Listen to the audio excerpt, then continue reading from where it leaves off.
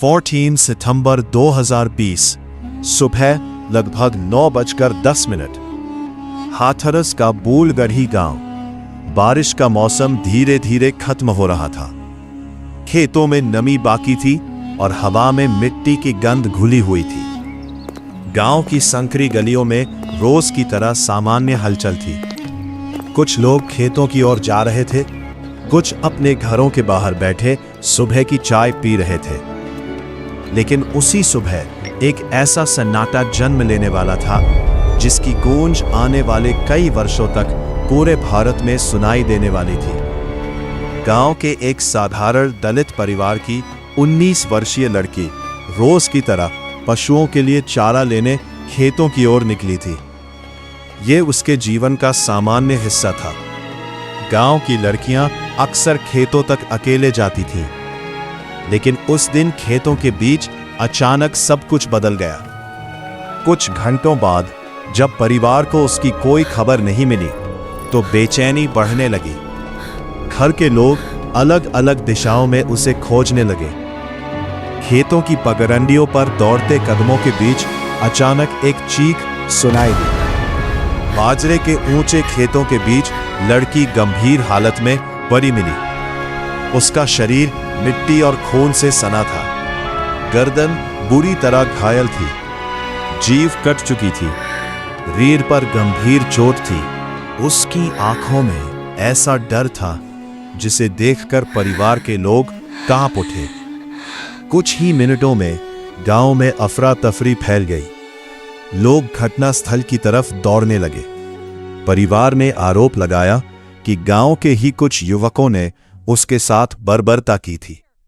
Police को सूचना दी गई, लेकिन शुरुआती घंटों में जिस धीमेपन और उलझन के साथ कार्रवाई हुई, उसने बाद में पूरे मामले को विवादों में धकेल दिया।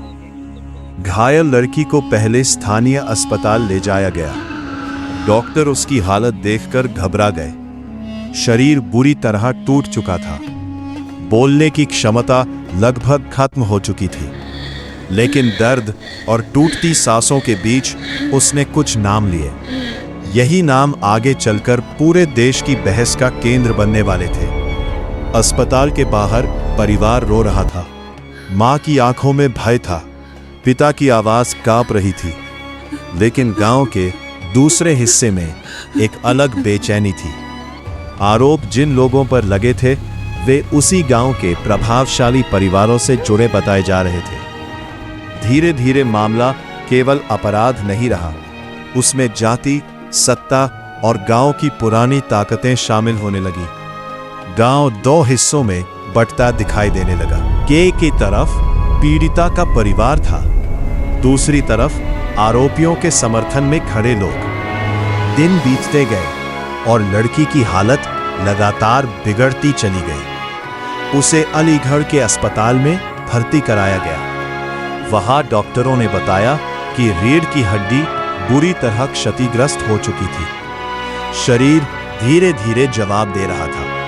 इस बीच पुलिस की शुरुआती जांच सवालों में घिरने लगी। परिवार आरोप लगा रहा था कि शुरुआत में उनकी बात गंभीरता से नहीं सुनी गई। दूसरी तरफ प्रशासन एक एक करके बार बार बयान बदलता दिखाई दे रहा था। मीडिया में खबरें धीरे धीरे फैलने लगी। लेकिन उस समय तक ये मामला राष्ट्रीय सुर्खियों में पूरी तरह नहीं आया था। फिर 22 सितंबर के आसपास सोशल मीडिया पर यह घटना तेजी से फैलने लगी। लोगों ने सवाल पूछने शुरू किए कि आखिर इतने गंभीर मामले में कार्रवाई इतनी धीमी क्यों है। टीवी चैनलों की ओबी वैन गांव की ओर बढ़ने लगी। कैमरों के सामने रोता परिवार दिखाई देने लगा। पत्रकार लगातार पूछ रहे थे कि आखिर सच क्या है। लेकिन हर सवाल के साथ मामला और उलझता चला गया। लड़की की हालत बिगड़ने के बाद उसे दिल्ली के सफदरजंग अस्पताल में भर्ती कराया गया। अस्पताल के आईसीयू के बाहर भारी सुरक्षा तैनात कर दी गई। पूरे देश की नजर अब दिल्ली के उस अस्पताल पर टिक चुकी थी। डॉक्टर लगातार इलाज कर रहे थे, लेकिन शरीर टूट चुका था। मीडिया रिपोर्ट्स में हर घंटे नई जानकारी सामने आने लगी। सोशल मीडिया पर लोग न्याय की मांग कर रहे थे। कई जगह विरोध प्रदर्शन शुरू हो गए। 29 सितंबर 2020 सुबह लगभग 6 बजे अस्पताल से खबर आई कि पीड़िता ने दम तोड़ दिया है। यह समाचार पूरे देश में बिजली की तरह फैल गया। टीवी चैनलों पर लाल पट्टियां दौड़ने लगी। एंकरों की आवाजें तेज हो गई। कुछ ही घंटों में मामला राष्ट्रीय गुस्से में बदल गया। लोग सड़कों पर उतरने लगे। ट्विटर और फेसबुक पर लाखों पोस्ट आने लगी। लेकिन इस कहानी का सबसे भयावह अध्याय अभी बाकी था। उस रात बूईगढ़ी गांव किसी युद्ध क्षेत्र जैसा दिखाई दे रहा था। चारों तरफ पुलिस तैनात थी। गांव के बाहर बैरिकेड्स लगा दिए गए थे। मीडिया को अंदर जाने से रोका जा रहा था। कैमरों की रोशनी अंधेरे में चमक रही थी। परिवार लगातार अपनी बेटी का अंतिम दर्शन करने की मांग कर रहा था, लेकिन प्रशासन की तरफ से जल्द अंतिम संस्कार कराने की तैयारी चल रही थी। रात गहराती गई और तनाव बढ़ता गया। करीब आधी रात के बाद पुलिस की गाड़ियों का काफिला गांव के श्मशान की ओर बढ़ा। अंधेरे में जलती हेडलाइट्स और सायरनों की आवाज पूरे माहौल को भयावह बना रही थी। आरोप लगे कि परिवार की अनुमति के बिना अंतिम संस्कार कराया गया। कुछ वीडियो सामने आए जिनमें परिवार रोता और विरोध करता दिखाई दे रहा था, लेकिन पुलिस घेरा बनाए खड़ी थी। फिर कुछ ही देर बाद अंधेरे में आग की लपटें उठी। कैमरों में कैद वह दृश्य पूरे देश की चेतना में हमेशा के लिए दर्ज हो गया। रात के सन्नाटे में जलती चिता और उसके चारों तरफ खड़ी पुलिस। यह केवल एक अंतिम संस्कार नहीं था, बल्कि एक ऐसा दृश्य था जिसने करोड़ों लोगों को अंदर तक हिला दिया। अगली सुबह देश भर में गुस्सा फूट पड़ा। लोग पूछने लगे कि आखिर आधी रात में इतनी जल्दबाजी क्यों की गई। प्रशासन ने सफाई दी कि कानून व्यवस्था बिगड़ने का खतरा था, लेकिन यह जवाब लोगों के गुस्से को शांत नहीं कर सका। टीवी डिबेट्स में लगातार वही सवाल दोहराया जाने लगा। क्या सच छिपाया जा रहा था? क्या प्रशासन दबाव में था? क्या परिवार के अधिकारों का उल्लंघन हुआ था? राजनीति भी अब खुलकर मैदान में उतर चुकी थी। राहुल गांधी और प्रियंका गांधी हाथरस जाने निकले। रास्ते में भारी पुलिस बल तैनात कर दिया गया।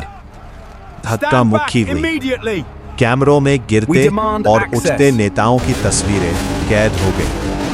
दूसरी तरफ योगी आदित्यनाथ की सरकार पर विपक्ष लगातार हमला कर रहा था।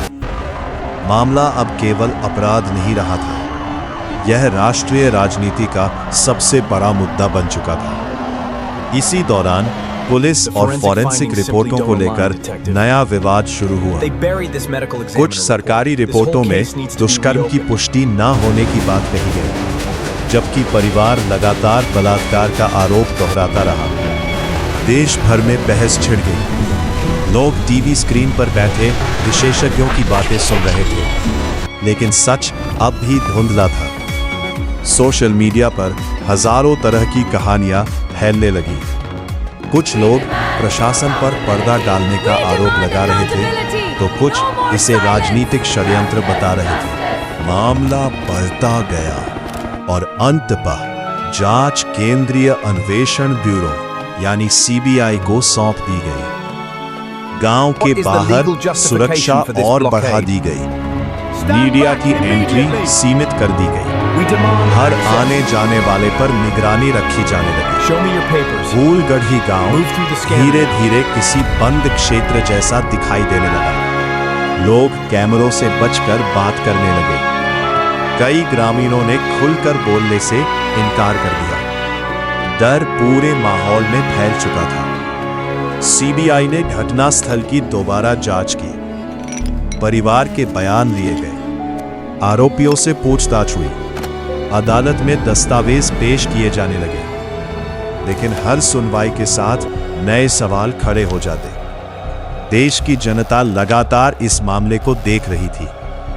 कई महिला संगठनों ने प्रदर्शन किए, विश्वविद्यालयों में मार्च निकाले गए, मोमबत्तियां जलाई गई। हाथरस केवल एक जिला नहीं रहा था, वो भारत में न्याय और व्यवस्था पर सबसे बड़ी बहसों में बदल चुका था।